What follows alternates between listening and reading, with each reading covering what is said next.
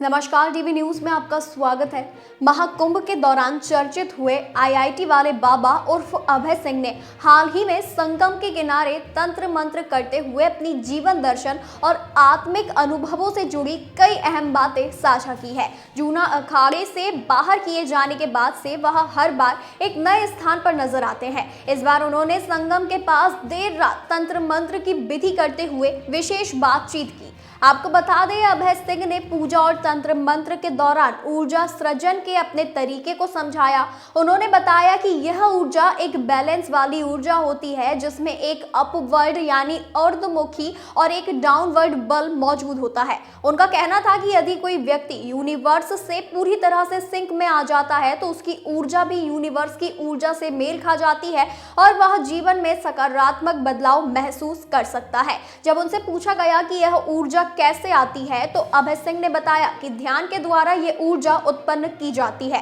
अभय सिंह का मानना है कि हम सभी को केवल वर्तमान में जीने की आवश्यकता है। उन्होंने कहा कि जो जीते हो वह वर्तमान ही है। वह ये मानते हैं कि भूतकाल और भविष्य केवल मानसिक स्थिति है और हमें चिंता की बजाय वर्तमान में पूरी तरह से जीने की कोशिश करनी चाहिए। भविष्य को लेकर चिंतित होना निरर्थक है, क्योंकि चिंता का मतलब होता है मानसिक तनाव, जो हमें सिर्फ नुकसान ही पहुंचाता है। अभय सिंह ने कर्म और भाग्य के संबंध में भी अपनी स्पष्ट राय रखी। उनके अनुसार कर्म ही असल में सब कुछ है और जीवन में जो भी घटनाएं घटित होती है वह सब कर्मों के कारण होती है। भगवान या ब्रह्मा के लिए तो सब कुछ पहले से निर्धारित होता है, लेकिन इंसान इसे अपनी मर्जी से समझता है। उन्होंने ये भी बताया कि भाग्य भी कर्मों के सिद्धांत के तहत चलता है।